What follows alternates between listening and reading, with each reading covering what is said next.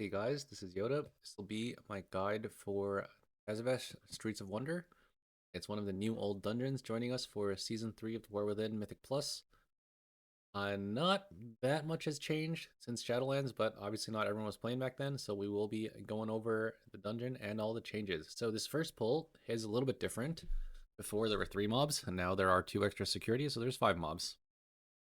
The mechanics in this pull, there is the security, which has hard light baton, which basically gives us its attack a magic damage component. If you track this, be very careful when it's up, especially if your class is not very good against magic damage, such as, for instance, Prot Warrior. I'm pretty sure you can you can spell block that, so as a Prot Paladin, it feels kind of nice. As a Warrior, lol. There is also the main mob, Gate Warden Zomaz.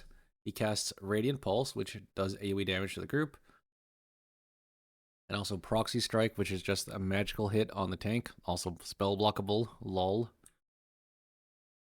And that's mostly it. Once Zomaz falls, you can now enter the rest of the dungeon. You kind of have to kill him before that. The pull we're going to do here, I do not recommend doing in a pug. So I'm going to go straight up to the Portalmancer and tag it, and then pull everything else, basically, with Lust. The pull I would recommend doing in a pug is basically just don't pull the Portalmancer. You can pull up to here with the Overseer, but I would recommend not pulling the Portalmancer, probably.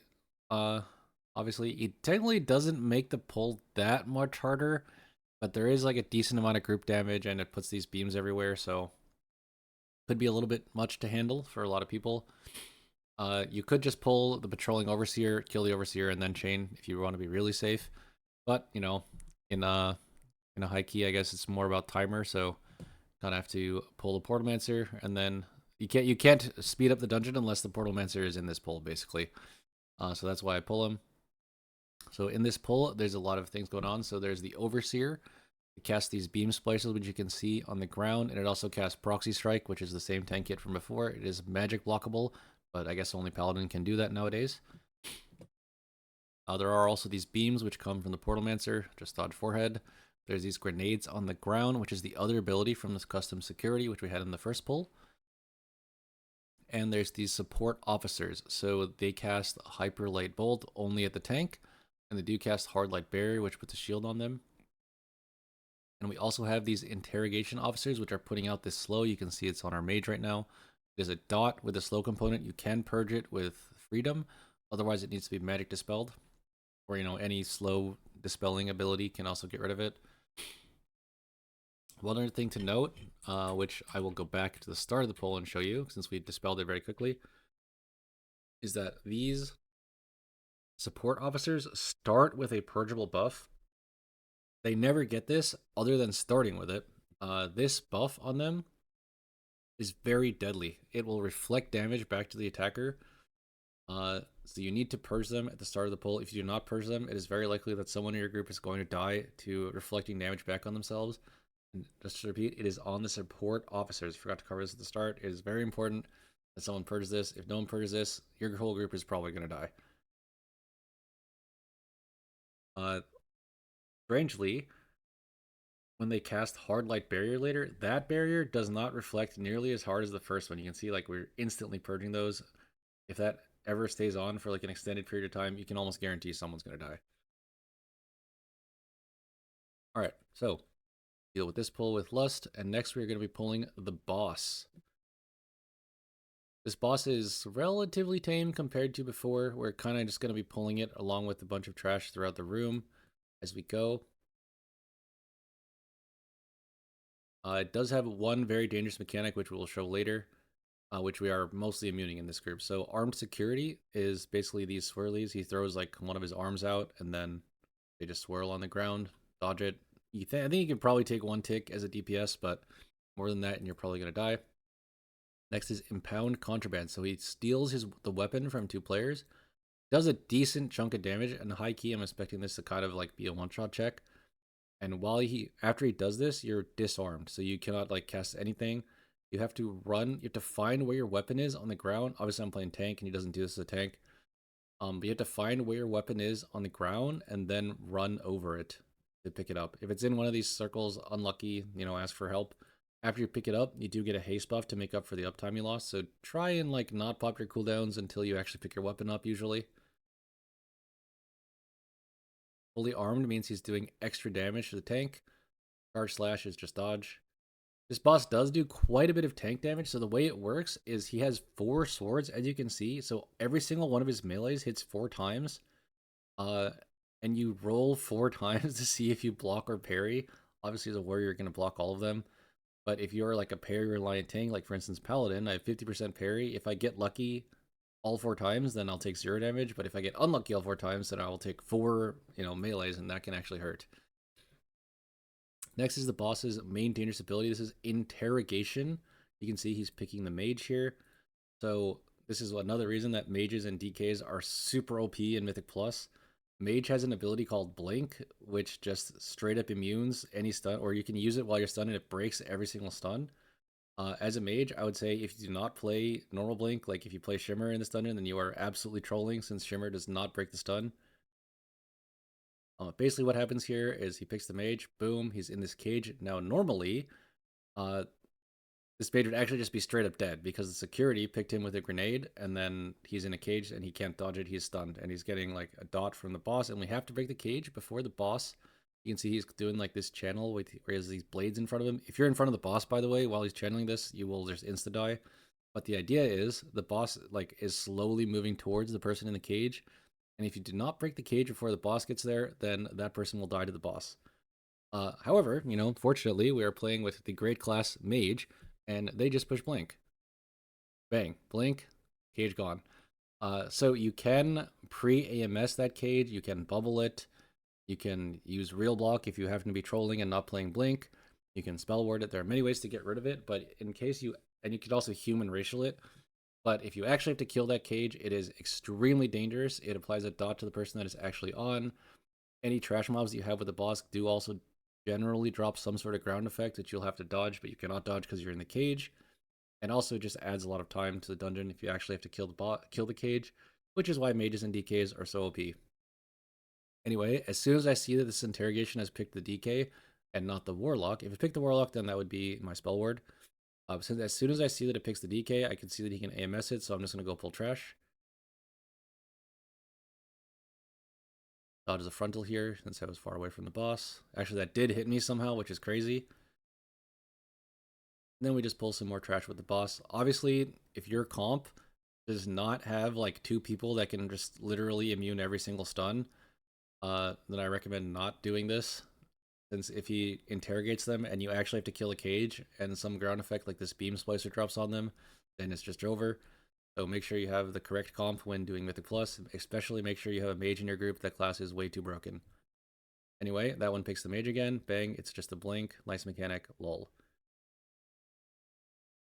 I know I am kind of making light of this, but it is actually kind of real. If you do not have a mage and a DK in your group, then probably pull a lot less trash with this boss because it's going to be significantly harder if you actually play the interrogation mechanic. Anyway, after this boss dies, also, by the way, in Shadowlands, this boss used to have some mechanic where he would put like his shield up to one side of him and you couldn't hit him on that side. That mechanic is now gone. Instead, there's just these swords swinging around everywhere and the frontal, and if you pull trash from them, then there's even more ground denial. But there is no wall where you have to hit him on like a specific side of him anymore. All right, after that boss, we are going to be going left. I strongly recommend going left in the new season, as these mobs have been increased count-wise. And you do need more count. See, I believe in the previous version you did 328, now you need 360. The left mobs are just way easier and worth more count. So I think you should always go left. I am going to pull this mini boss with the dogs. You can see after you pull him, he waits a little bit and then does this like this circle where you have to stay inside or he gets sucked back in. But before he spawns it, I run all the way over here to start RP and spawn the dogs. This dungeon in general is all about playing RP efficiently. So now that the circle is out, anyone that walks outside the circle is going to get pulled in. And he also drops this beam splicer, so I am also going to pull him with the dogs here. If you if you are taking him alone, just make sure you move away from the beam splicers. But now that we have these dogs or ancient core hounds, there is an extra mechanic. Also, he puts something called lockdown on the tank. It's a dispellable route, so as long as your healer's with you, they're just supposed to dispel it. If you're a paladin, obviously you can freedom or dwarf or whatever. So the main difficulty with this pull, if you do pull him with the dogs, is that the core hounds have a frontal ability called lava breath. Boom, lava breath. So you have to stay in this circle while dodging the lava breath. So the way I've been playing this is I wait for them to lava breath. I take him like kind of close to the dogs, and then as soon as they lava breath, I just run him through. So the lava breath is very easy to dodge if you're close to them, right? It's like a conal, and that cone is very small when you're next to them. So I wait for the lava breath to go out, and then I just move through the dogs, so it's very easy to dodge for everyone. Once this beam splicer spawns, it spawns like very, very close to us, so I'm going to move away from it. And the next breath is kind of annoying because I had to move away from the beam splicer, but then he's casting breath, so then we have to move like into the breath. So we just dodge kind of like circular. Also, if you're tanking DPS, you can just stand in the breath, I guess, since it does kind of undertuned damage, in my opinion. And that's basically all the mechanics of the pull. There is another mechanic, by the way, with the core hounds. You need to kill them within 10 seconds of each other. If someone just like instantly nukes down one, then they do respawn. If you don't kill them within 10 seconds of each other, I believe that's a mechanic from like Classic or something. But yeah, you want to kill them within 10 seconds. This debuff is from walking over the beam, I think. So next we face the Triceratops, the Dire Horn. So he has two main abilities. Number one is Frenzied Charge. You can see here he picks the mage. And anyone in the path, and also the person that he targets, is going to get stunned here. Boom, you can see he hit the mage and stunned him.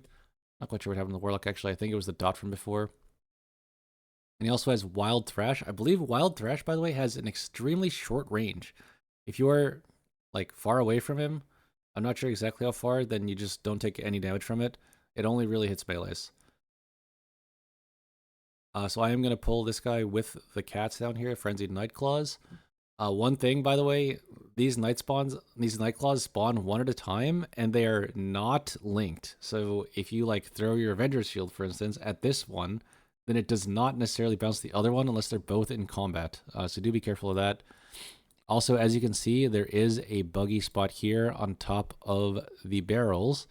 If your range are on top of the barrels, then Frenzied Charge will get no path available, and he'll just get stuck casting here until he picks someone that he can actually hit. Bang. Then he charges them and hits anyone in the way. As you can see, it hit the healer there. These Nightclaws are relatively dangerous, especially if the charge is going off and it hits your healer. They basically just apply this bleed every now and then on a random person. They just jump on them and give them a bleed. It has been nerfed. It used to be 8 seconds. Now it's 5. But as you can see, it does still hurt quite a bit. Watch out for this pull. Make sure you have decent cooldowns going in because, the longer these Nightclaws are alive, the more bleeds they put out, the more pressure there is. Whereas before, those core hounds, you could probably fight them for 10 minutes and no one would die. All right, so that is this pull. Also, we are going to be using some forbidden Shadowlands technology here. You can see our healer running into this doorway, and that is because he's starting RP to start the next boss. So normally, if you approach the next boss, without doing this, running into the door there, then... Also, wait, something else I need to cover before we leave. There's a portal here. If you click this person, it opens a portal.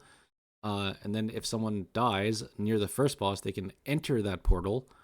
And then they'll be teleported here as a checkpoint. Not nearly as relevant nowadays because we have waystones. Every time you kill a boss, you just spawn where that boss was. But anyway, I'm going to be pulling in 2 peacekeepers into the boss room to fight with the boss. By the way, remember we started RP early? Even though we started RP early, like 20 seconds ago, we get to the boss room and the boss is just spawning. So it's like, if we had not done that, we would get here and we would literally be AFK for 20 seconds. So it is very important, as long as that doorway still exists, to start RP before you get to the boss room. Otherwise, expect to be waiting, which you don't like to do in Mythic Plus. So this boss is basically 3 bosses in a row. The cadence they spawn at is, I believe when the first one gets to like 45%, he starting the RP to spawn the second one, and then once that RP is over, he spawns. Then once that one gets to 40%, We start our P again for the next one. As for what the actual mechanics are, first we'll talk about the Peacekeepers, since they're very simple. These are the 2 trash mobs we're pulling in. They have 2 abilities. Number 1 is Quelling Strike, which just charges a random person, and I think it interrupts them, and it does damage, unavoidable. The next ability they have is Phalanx Field, so this is basically just defend from part of the Sacred Flame. It reduces all damage that they take while they're inside, and also it reflects spells. So that, honestly, from my experience, it doesn't really do that much damage back. The main thing is that you cannot interrupt. So there's no interrupts in this pull, and that's on purpose. If they're casting Phalanx Field and you use a ranged interrupt, melee interrupts work. Ranged interrupt, I think all the ranged interrupts in the game count as spells, like Hunter, but all the other ones, if you use them into Phalanx Field, then they don't work. So do keep that in mind. You want to just be stopping this Phalanx Field. It only happens once every 30 seconds, and ideally they're synced anyway, so it's fine. So this mob, Alcrux, has a few abilities. Number 1, you can see this debuff on our DK. Not super relevant, does very light damage during phase 1, but you'll see what it does in phase 2. Also, he has this ability, Grand Consumption, so he puts out some danger zones and then more danger zones. So you need to look where the first ones were. You can stand in the second one. Then as soon as the first one goes off, you just move in. He also has Grip of Hunger. He just pulls everyone in and does an AoE. Everyone's seen this type of mechanic before. Just walk out, LOL. So while this guy is alone, it's relatively simple, only those 2 mechanics. But once he spawns the other one, which we'll see here, as soon as we push him to, I guess it looks like 42% RP starts, as you can see on Bigwigs, for the next mob. Once this times out, he will spawn. So technically, for the timer, all the damage you do below 40 is not that important, but it is very dangerous having these 2 alive at the same time, as we will see in a sec. So Ashlight spawns. This is the second mini-boss, or boss, I guess. So he also has a few abilities. Number 1, Purification Protocol. Boom. Puts out 2 debuffs on players. You have to dispel one of them, ideally, and then the other one, you can dispel one of them, and the other one will explode. On whoever it's on, it does AoE damage. So ideally, I think the range would be spread out, and you would dispel the melee, and then the rage one just explodes and goes off. Obviously, we do have dwarfs in the party, so our mage just dwarfs it off. Also, obviously, while you have 2 of them alive, they're both doing their mechanics. So this is Flagellation Protocol, which is the tank, basically just a tank buster. He just punches the tank over and over again. Every single hit is blockable and parryable, but mainly just rotate through cooldowns, make sure you have mitigation up. And while the other one is alive, you will be having to play both mechanics. Here, I believe I actually procced Cheat Death because I stood in something. And we didn't get a really good view of it, but here is Venting Protocol. Actually, we're not going to be able to show it properly until the next one, I think. I guess he casts it here while I'm like running out. This is actually Wombo Combo. We're getting gripped in while he's casting Venting Protocol. So that's why it was so dangerous here. Basically, Venting Protocol shoots out all these balls. Also, if you are in melee of the boss while he's casting it, you will get knocked back and take damage. As the tank, you can survive it. As a DPS, if you do that, you're probably going to die. But he shoots out all these balls. If you get hit by a ball, it splashes a little bit of AoE around you, and it gives you a damage reduction. However, if you have the debuff from Alcrux, remember from P1, it was like this gluttonous miasma, then instead of getting debuffed, when you run near the balls, you will suck them up and eat them, basically, and you get increased damage. So as you can see, he has 8 stacks. It goes up to 20 stacks. So ideally, you would be passing this around between DPS. Generally, I would say it's better to keep it around melee, because melee are much more free to move while doing damage, and you can easily collect balls. But, you know, sometimes ranged DPS will have cooldowns. It's good to give it to them. It's probably not good idea to give it to the healer, as you see here. But generally, you want to be using this to collect as many balls as possible.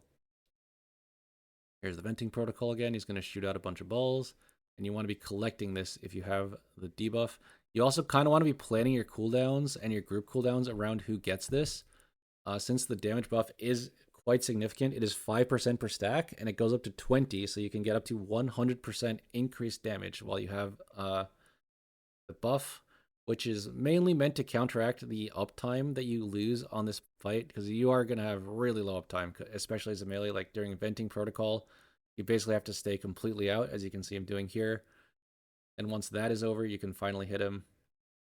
Also, this dispel, if it's not getting dispelled in melee, then you're going to have to walk out of that too. Anyway, once he's low enough, you can see on Bigwigs that there's an active 3 timer. So that RP is started. Once that is finished, then this boss will come out. You need to fight those two at the same time. So this boss is extremely annoying.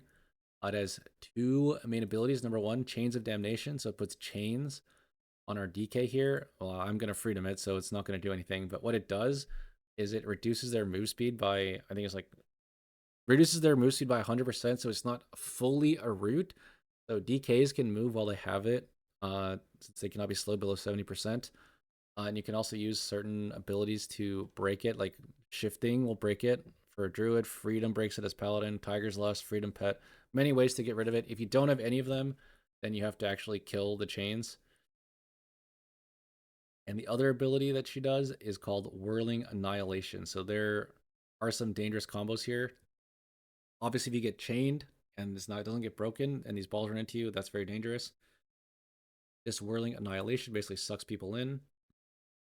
If you're inside this as a DPS, you will die. Then you can probably survive a couple hits. And then there's another change cast on the mage, which he just blinks out of. The main annoying part of this boss is that it has extremely low uptime for melee. Every Whirling Annihilation, you basically have to run out. And you have to run far out because it sucks you in. And then also you have to be very careful of these balls. And if you're fighting it with the previous mob, then you have to like Venting Protocol, which you have to run out for, and then Whirling Annihilation, which you have to run out for again. So generally on this boss, I would say just play very safe and then try to like collect a bunch of balls and get all your damage off with the damage buff is usually how it goes. And that's the whole boss. Once this boss dies, our route involves a very, very challenging pull, I would say, with Lust. If you are, not going to do this pull, then you can split it up quite easily.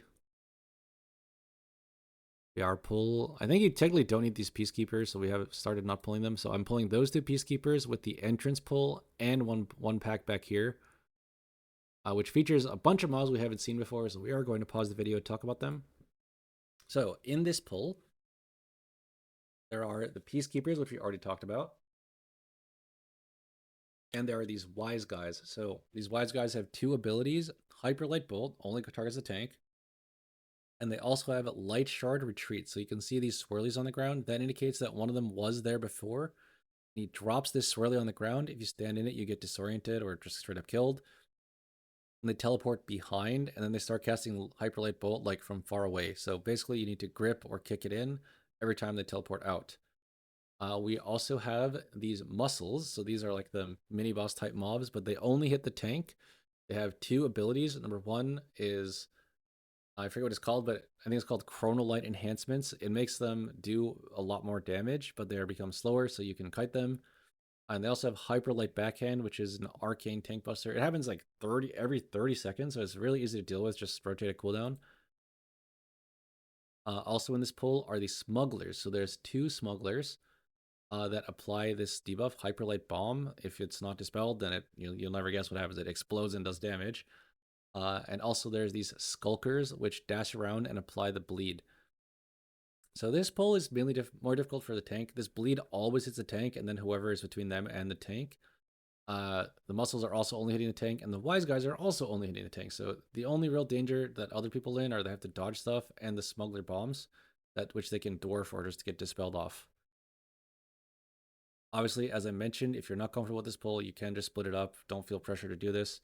These mobs also, if you happen to be going right, you will see way more of these mobs, but we decided to go left just because we can do this pull with Lust. I would say the main difficulty in this pull, number 1, there's also a random Skulker around here that is invisible, have to worry about. Number 2, there's multiple bolts from 2 casters going off on the tank, so make sure your interrupts are going good on those. And remember, they do teleport out, so make sure those are getting kicked in and gripped in when they do that. And also just be aware of the muscles. When they cast Chronolight Enhancements and then use Hyperlight Backhand, that is a very dangerous combo. make sure you have something strong saved up for that. Also, the Skulker Bleed, you have Dwarf, make sure you use it. I'm not using it here for some reason, but yeah, we do have Dwarf. I guess I was planning to bubble it. Anyway, after this pull, there's another checkpoint here that you can click, but remember, if you release here before in Shadowlands, if you release, you'd be in the first boss room, and then any of these portals that were open, you could just go through. Now you're going to release in the Menagerie, so you'd have to walk here from the Menagerie instead of being able to portal.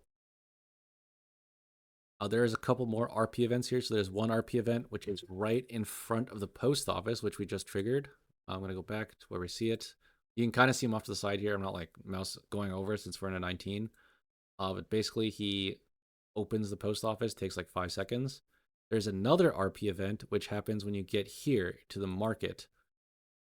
So the goal is to enter Miza's Oasis, which is in here to start the boss fight.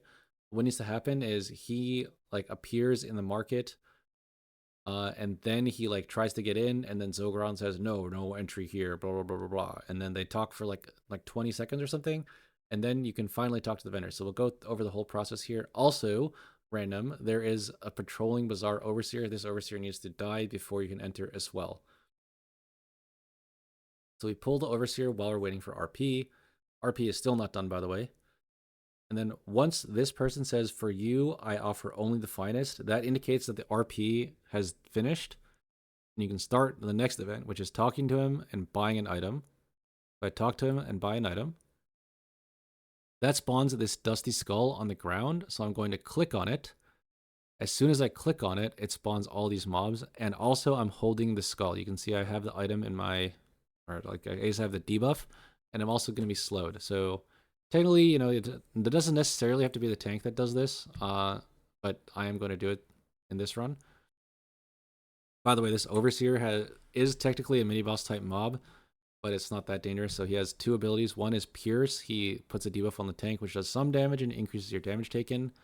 And the other one is Energized Slam, which is these circles that do some damage. I think it's one-shot territory in high keys, especially without avoidance, since we had avoidance on PTR. And also you have to spread out.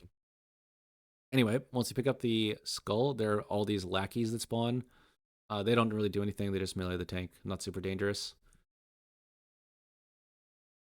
Also, a change from Shadowlands. So before, you would pick up the skull, and then you would have to like run around looking at which one of these mobs would want to skull.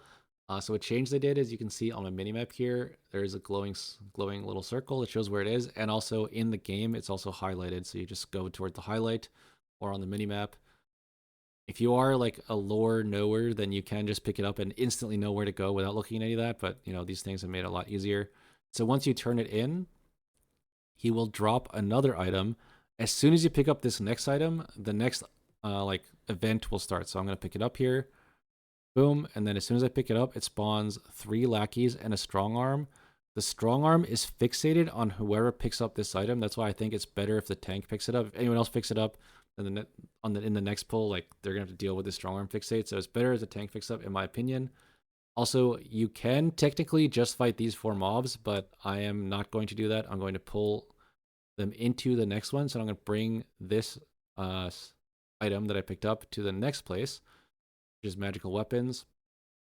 And I'm going to drop it off. As soon as I drop it off, it is going to spawn a very dangerous pull. So I'm going to drop it off here. Boom. As soon as I drop it, all these mobs spawn. These mobs all need to die. As soon as they die, the RP starts for opening Miza's Oasis. So like 10 more seconds, then you can go in. As for what the mobs in the pull actually do, so this pull is only dangerous for a tank other than like random energy slams, but it is extremely dangerous for the tank. As long as this strong arm, remember the strong arm from the second turn in we did, is fixated on whoever did it. So I did it as the tank. So all 3 strong arms are going to be on me.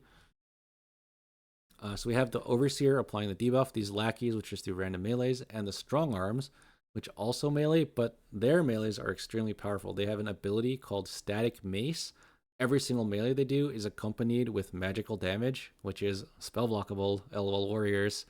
So you can block it, but every tank needs to pop massive cooldowns, especially on pull when they're tanking this, because there's just like a lot of mobs hitting you. Bazaar, Overseer, Pierce, and 3 Static Maces that are very dangerous. So you can see at the start, I am actually overlapping. This is probably an overcommit, but I have a lot of cooldowns available to me. But I'm committing Bark, Ardent Defender, and Spell Ward for the maces.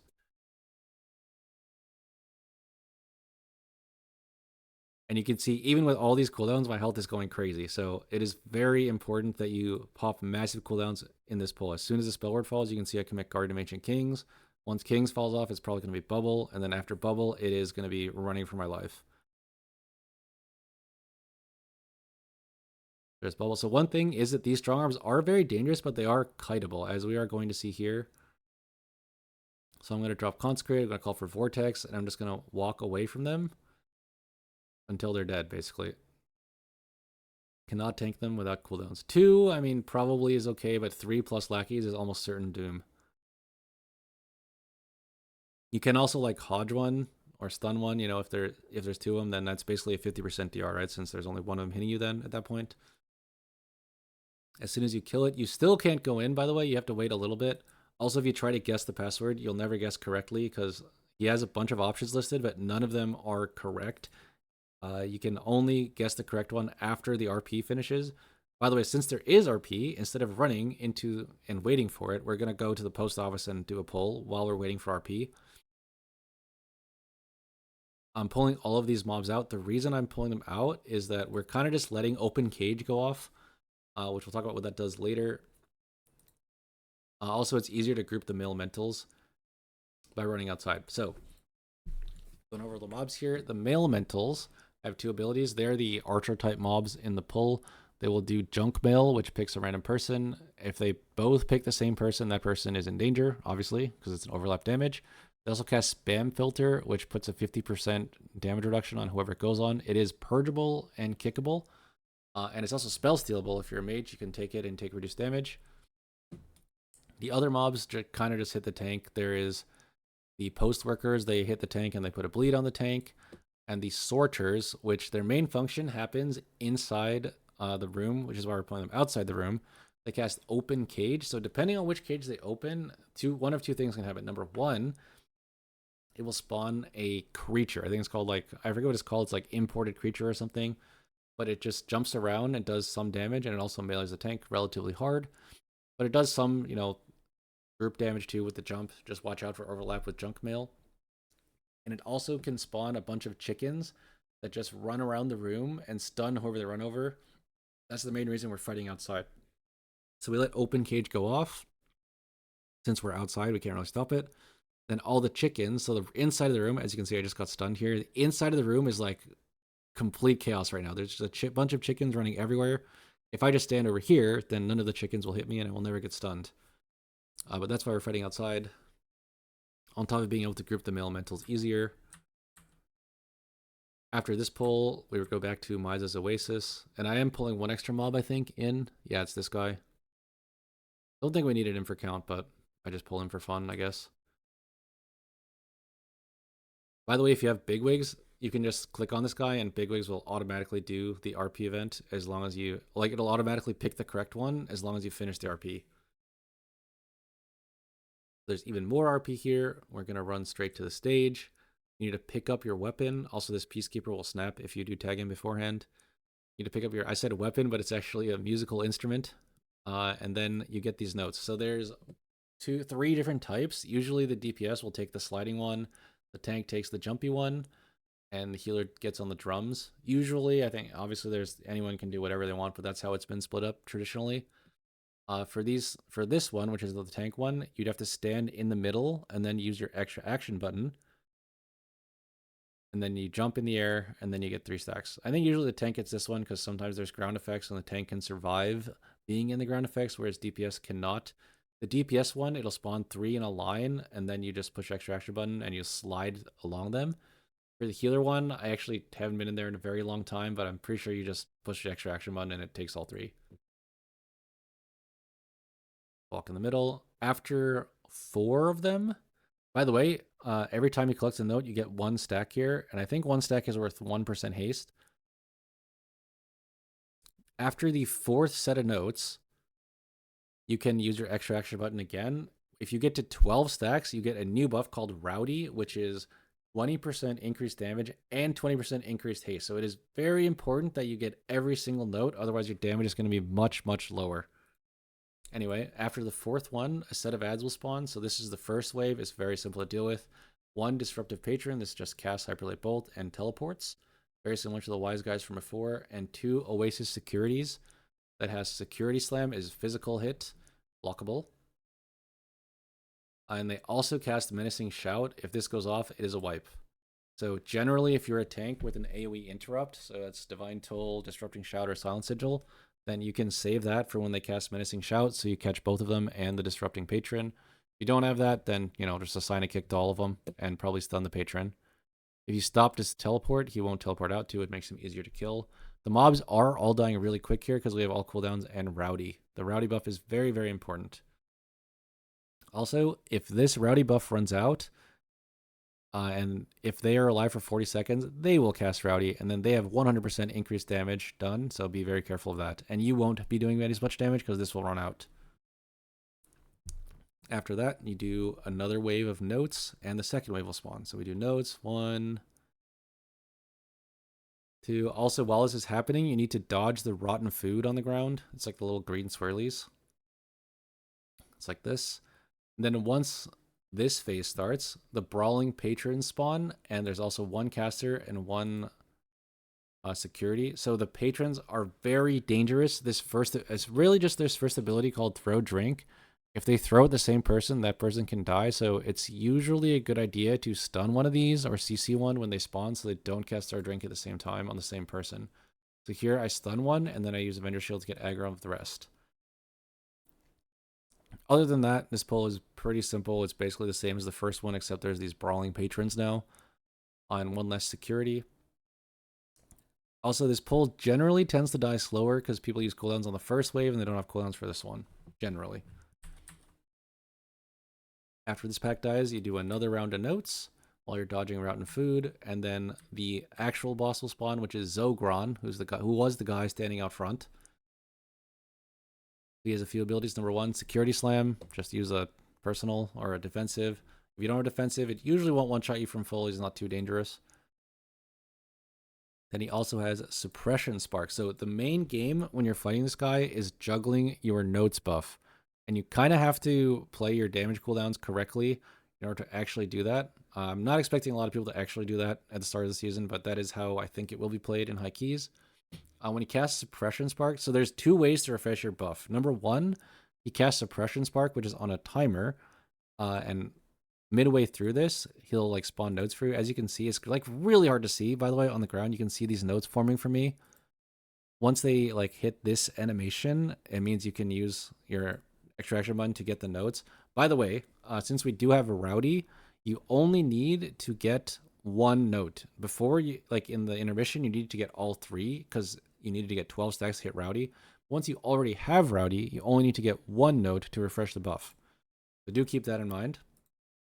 Once he hits 70%, I believe is the threshold, he's going to cast Final Warning. If he's obviously casting something else, he probably won't do it.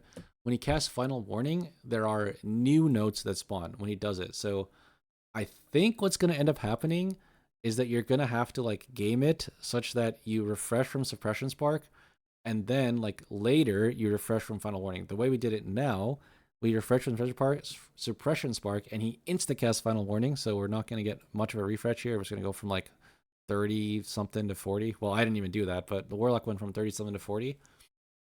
So this Final Warning is new, which is why the queuing like this kind of exists, because I think they didn't really think of this. But basically, you have to break this shield in order to interrupt. And if you do not break the shield in time, then Final Warning goes off and does massive damage to everyone. Technically, I think you can survive 1 with like every button in the game. Like if I were to bubble, sack someone, spellword someone, and then everyone else used immunities, we would live. Generally, surviving 2 is probably not going to happen. Also, randomly, Warlock Curse of Tongues makes you have more time to break the shield. Very nice. So we're going to kick. Also, by the way, we've been milking this cast. I think it is correct to insta-kick so that you have a higher chance to refresh your notes buff. As you can see here, he's supposed to cast Suppression Spark, but he didn't cast it because the queuing got changed thanks to the Final Warning cast. So because of how we push the boss, we're actually not going to get a notes refresh. As you can see, Warlock buff and DK buff are barely falling off here as soon as we get the notes for the second final warning. If we had not milked the cast and kicked instantly, or if we had had more damage between the first cast and the second cast, then we would have kept the notes. So that is something that I think will definitely be a thing, since 20% haste and damage is definitely, something you want to play around. The biggest danger, honestly, on this fight is this final warning cast and dodging the rotten food. I've seen so many people fall asleep and just die to rotten food, since it feels like a trash pull, but it is not actually a trash pull and you can't res, and having all the damage you can on this boss is very important. So, yeah, be super careful. Also, I guess this crowd control we didn't talk about. It's just a frontal. Don't stand in it.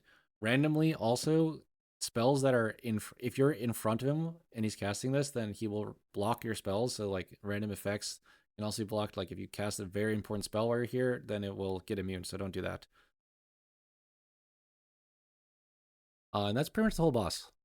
The biggest thing is going to be juggling your notes buff, honestly. The difference between having Rowdy and not having it is way too big, in my opinion, for something that's, like, randomly not under your control.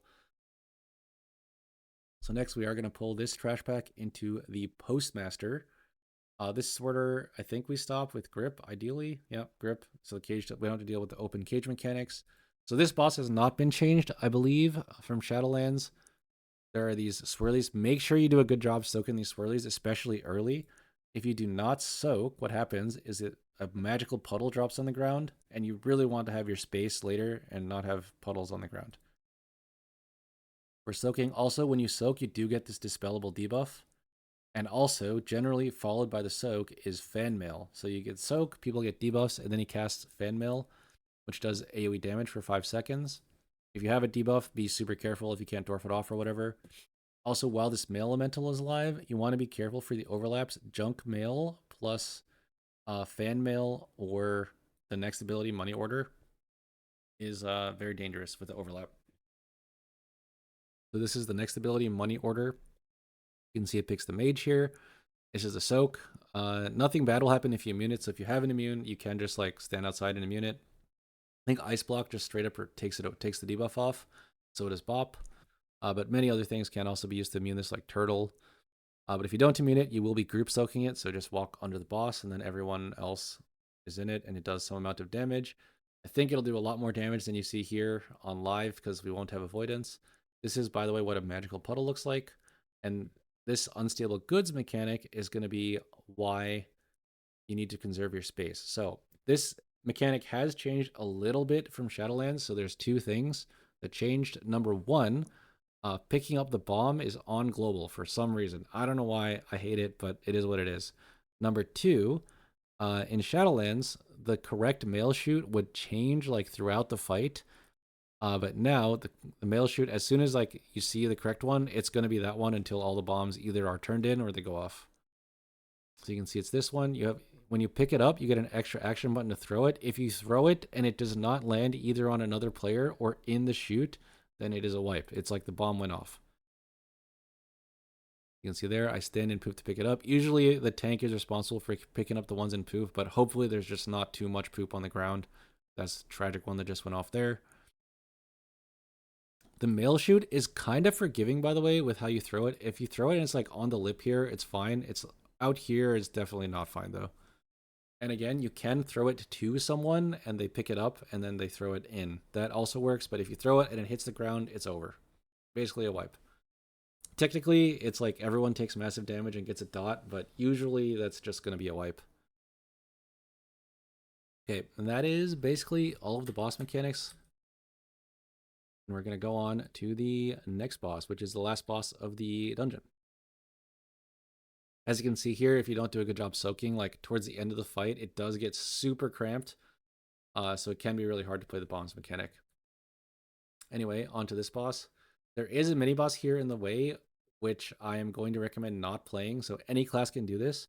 You just walk up here and then you jump onto this ledge and then you click it. You can click this from the edge, by the way. If you walk down and click it, sometimes you'll aggro him and he'll like walk towards you and then you'll get the rest of your party in combat even though you'll be safe. What you want to do is jump onto this thing and then click on it and then you will not aggro him. Everything will be fine. If you do pull him, by the way, that guy has changed since Shadowlands. Since Shadowlands, he used to like not spawn the mines in melee. Now he does spawn the mines in melee. So he used to be able to just stand still and tank him, like with some people on one side of the wall, some people on the other side. Now you can't do that because he'll drop mines on you and you'll have to move. So people have just been not playing him on PTR. So this is the last boss of the instance. This boss has been changed slightly, I think. Phase Slash has been buffed. It applies 3 bleeds to people and does damage. By the way, if you're a warrior, this boss's baileys are reflectable, so you want to be spamming reflect off cooldown. And the main mechanic of the boss is Shuri. So it spawns this circle, and then you have to walk into a teleporter and teleport to the correct spot. So basic geometry now states that since this is a circle and we're further away from on this circle, like circle teleporter is further away than this one from the middle of that circle, we can just wait and then go in later, which is what we do here. So we wait and then we go in. Bang, it works out. But be very careful, by the way, especially in later phases. By going in too early, if you like LOS yourself from your healer, then you know it's really bad.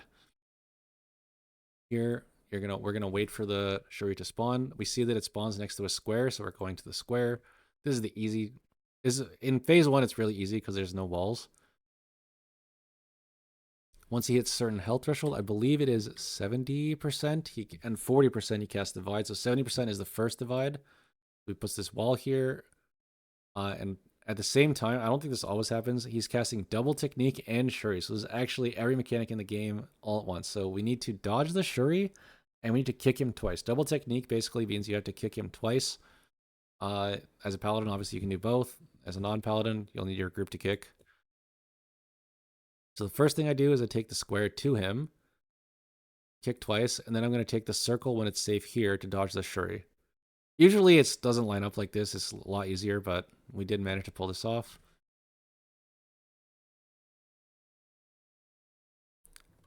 And then at 40%, he changes again. We're going to fast forward. And now there's 4 quadrants, so the teleporters that you can walk to are very limited. So here, like basically, no matter what happens with the Shuri, our first one have to be square. But here, he actually changed all the teleporters and then summoned the Shuri. So you have to quickly think on your feet. This one's obviously very easy since we're right next to a circle, and the circle was right next to a circle, so we'll just go in. But it can be a lot more complicated than that, and it can wombo combo you with like changing the teleporters and Shuri and Phase Slash and double technique all at the same time. So be ready to think on your feet on this boss. Anyway, this has been a really long one. Thank you all for watching. That's my Streets Guide. Peace out.